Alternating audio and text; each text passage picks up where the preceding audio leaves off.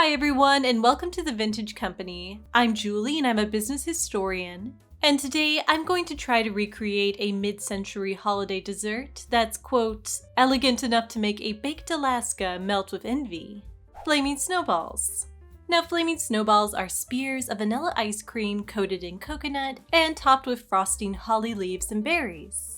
It's not clear who first created flaming snowballs, but they may have originated with a Californian dairy company called Golden States. In the 1940s, Golden State began selling what they simply called snowballs as a quick and easy holiday dessert, complete with a candle that could be lit to give you that warm holiday glow. Snowballs started to catch on with other ice cream makers who recognized that by making a holiday-themed dessert, they could bring in business during a time when cooler temperatures usually meant slower sales. In 1954, Malt-A-Plenty, a company that sold malted milk products to soda fountains, officially coined the term flaming snowballs, and the name stuck.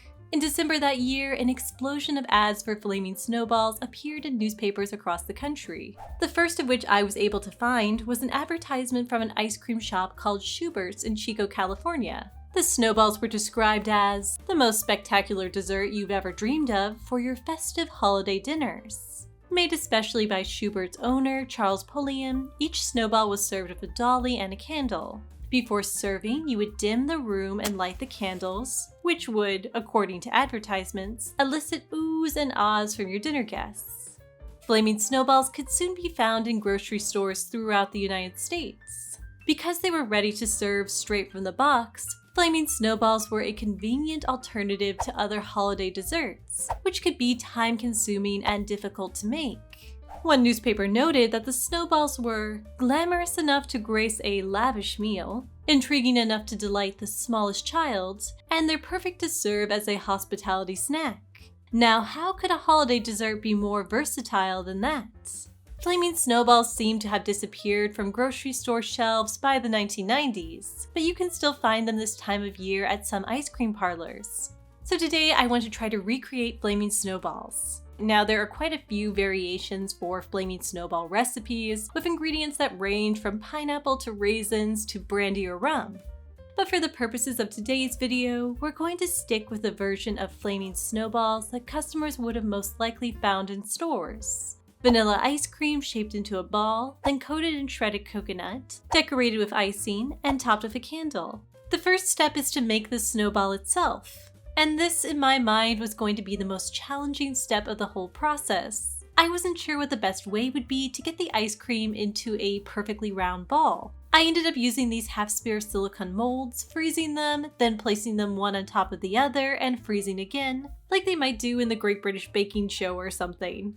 But honestly, this approach was way more complicated than it needed to be. In retrospect, I think I could have just used an ice cream scoop to shape the ice cream into a ball, then smooth out any imperfections during the next step, which is to coat the ice cream in coconut.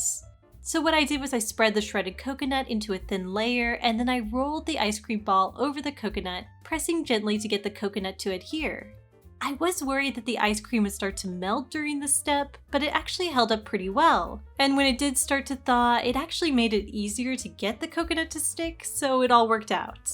I then put the snowballs into the freezer to set for 4 hours. Then the next step is to add the decorative elements to our snowballs. I used green buttercream frosting to pipe on some holly leaves. Just as a side note, I don't do a ton of cake decorating, though I'd really like to learn how. So I spent at least 45 minutes figuring out how to use this leaf tip before I actually started decorating. I then used red buttercream frosting for the berries, but you could use red M&Ms or other candy to get the same effect. Last but not least, we need to top our snowballs with a red candle. And here's how they turned out. I am actually really pleased with these snowballs. I wasn't sure if this would just end up being a big melted mess of ice cream, but they actually held up surprisingly well throughout the whole process. And if you get rid of the silicone molds, they're pretty simple to make, though they do need to refreeze between steps, so they are time consuming. But the end result doesn't look that far off from the original. But of course, we haven't gotten to the most exciting part yet. We need the flaming part of flaming snowballs. So let's see how they look if we light the candle. Will they inspire oohs and ahs from our dinner guests? You know, when I read all of these ads from the 1950s and 1960s that called flaming snowballs glamorous, elegant, and spectacular, it all sounded a little over the top. Which, to be fair, so does every other ad from that time period. But I can see why they might be popular around the holidays. They're festive and they're fun.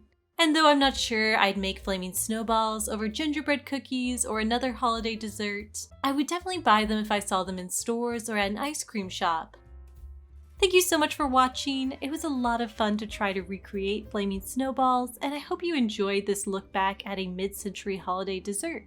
If you like this video and would like to hear me talk about the history behind other foods or consumer products, please consider giving this video a like and subscribing to the channel below. Thank you again, and I'll see you next time.